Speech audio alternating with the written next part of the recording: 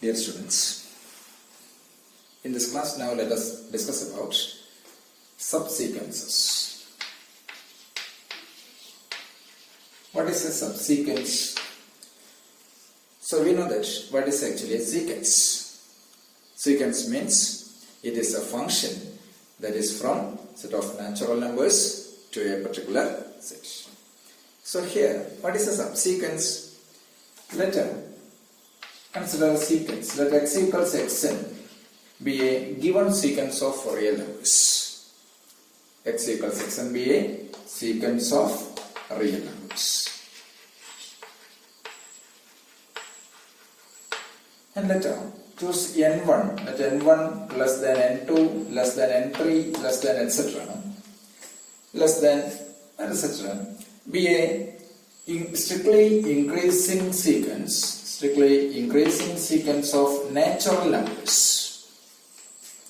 Then the sequence x and k, that is x and k means it is a sequence xn1, xn2, xn3, etc. This sequence is said to be then is called the subsequence of the given sequence xn. So that is the subsequence. How to define it? X equals xn be a sequence of real numbers. Then you can choose an strictly increasing sequence of natural numbers n1, n2, n3, etc. such that the sequence xn1, xn2, xn3 that is denoted by x and k is known as the subsequence of xn. For example, consider sequence that is consider sequence xn. Sequence xn equals 1 minus 1, 1 minus 1, etc. Or this one minus 1, 1, minus 1, 1, etc. That is sequence xn equals minus 1 power n. Let x dash equals it is 1, 1, 1, etc. And this is clearly this is a subsequence of this sequence x. Why? Means here what is xn? Here x1 equals minus 1, x2 1, x3 minus 1, and so on. So for here, let n1 equals 1, n2 equals n1 equals 2, n2 equals 4, n3 equals 6, and so on. Clearly this n1 less than n2, less than n3, less than etc. means it's a strictly increasing sequence of natural numbers. Okay. Such that what is xn2? n1 equals 2. So it is n1 equals 2 means it is xn1. xn1 means here xn1. What is xn1? xn1 means x2. What is x2? That is 1. Here xn2. n2 means 4. That is again 1. So it is x dash is 1, 1, 1, etc. Suppose x2 dash is another sequence. Here you can choose n1 equals 1, n2 equals 3, n3 equals 5, etc. and so on. So you have this minus 1, minus 1, etc. So there are two subsequences. X dash is nothing but a subsequence of xn. Moreover, x2 dash is nothing but a subsequence of xn. Agree? So these are the subsequences. You can given a sequence, there is a given sequence, then you can find out a strictly increasing sequence of natural numbers such that this xn k equals xn1, xn2, xn3, etc. is known as the subsequences. Here we see that here x dash converges to where 1, but x2 dash converges to where minus 1. Means the two subsequences of a sequence converges to two distinct points. So from here we can conclude that the original sequence is not convergent, means it is divergent.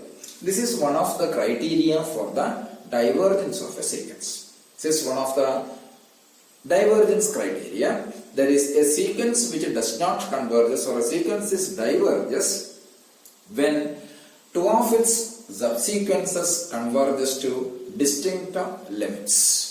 That is the one of the divergence criteria for a sequence. So you can see another example. Consider the sequence. Consider another sequence. Let xn equals, consider sequence xn equals 1, 2, 3, 4, etc. means secant xn equals sequence of natural numbers. So when n1 equals 1, n2 equals 3, n3 equals 5, etc. Okay, so this is the one of the subsequence x dash. X dash is xn1, xn2, xn3, etc. What you get? So you have it is 1, 3, 5, etc. Okay. You can find out another sequence. Suppose x2 dash. x2 dash equals, you can choose here n1 equals 2, n2 equals 4, n3 equals 6, etc. So what you get? So it is again xn1, xn2, xn3, etc. which is 2, 4, 6, etc. This is another sequence. Clearly we know that x dash and x2 dash they are diverges, so clearly the secant xn is also divergent. So one of the divergent criteria for a sequence is if it has or the two of its subsequence has distinct limit or two of the subsequence converges to distinct points, then that sequence should be diverges. The second divergent criteria is it is an unbounded. An unbounded sequence does not converge. It's always diverges. So the two important divergent criteria of a sequence are two of the subsequences are converges to distinct limits. Moreover, it is unbounded. Okay, so this is the divergence criteria. Moreover, there is by the definition of the definition of the subsequences is also found. Okay. Now we are going to an important theorem.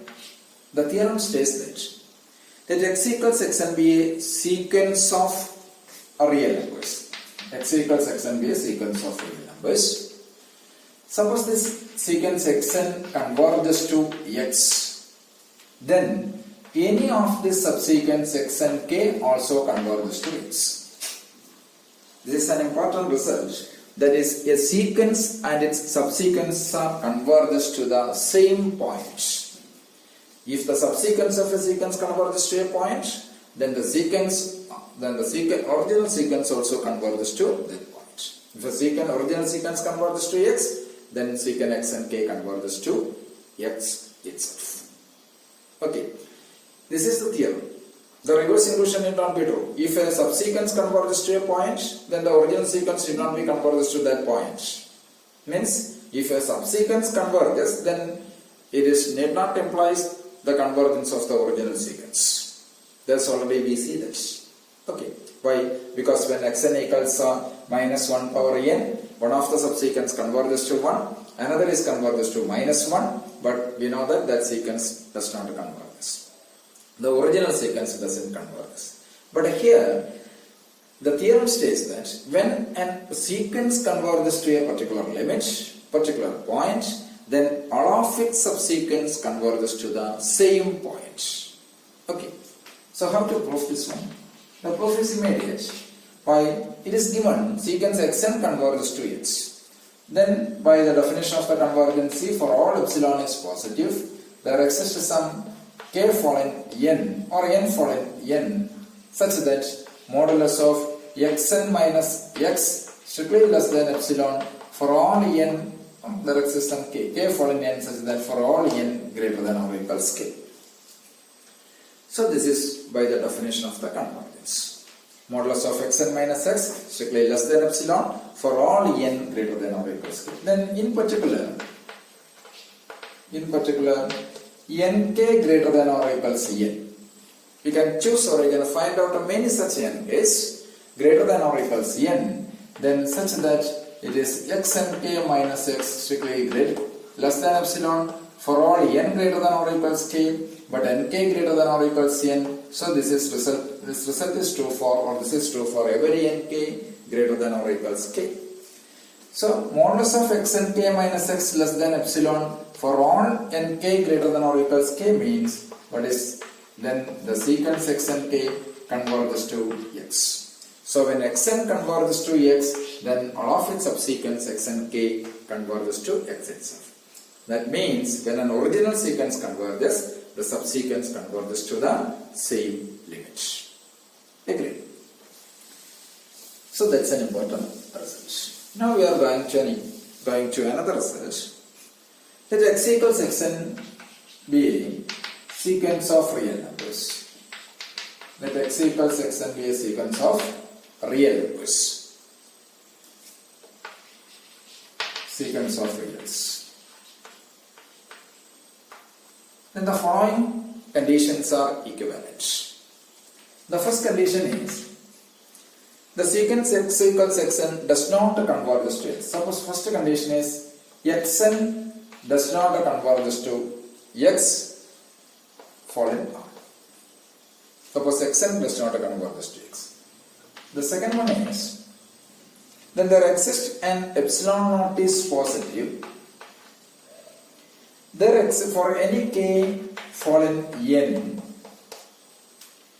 There exists nk following n such that modulus of xnk minus x greater than or equals epsilon naught. This is the second condition. Greater than or equals some epsilon naught. And the third one is there exists an epsilon naught is positive, epsilon naught greater than 0, then a subsequence x dash equals xnk, there is a subsequence x dash equals xnk of x such that modulus of xnk minus x greater than or equals epsilon naught for all k following n. For all k following n. So these are the three conditions. We have to show that these three conditions are equivalent. How to prove the equivalency? So its proof is 1 implies 2. How? That's immediate. Means suppose xn does not converge to x. Xn does not converge to x means for all epsilon is positive, there exists some k following n such that modulus of xn minus x to k greater than or equals epsilon for all n greater than or equals k. This is from the definition of convergence. If it does not converge, then it is greater than or equals epsilon. Then instead of epsilon we can find out a particular epsilon naught such that then clearly there exists some epsilon naught is positive and for all k following n then there exists some nk greater than or equals n which fall in n such that modulus of xnk minus x greater than or equals epsilon naught for all nk greater than or equals k. That means this xnk minus x greater than or equals epsilon naught. So the second condition is fulfilled. So 1 implies 2 finished. Why? Because of that is coming from where? The definition of convergence. Okay. So now 2 implies 3. 2 implies 3 is also immediate. Why? Because there exists k following n, then xnk convert minus x greater than or equals epsilon naught means this xnk be a subsequence of x, then modulus of xnk minus x greater than or equals epsilon naught. So 2 implies 3 is finished. That's immediate. Why? Because when 2 hold, when you can choose, now let n2 fall in n or let n1 fall in n. Suppose let n1 fall in n. Suppose 2 hold, this hold together.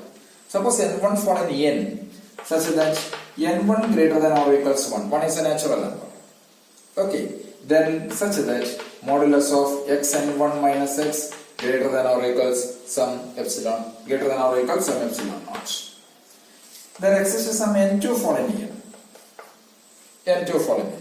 Such that this n2 greater than n1, then with the model and the modulus of xn2 minus x greater than or equals epsilon naught.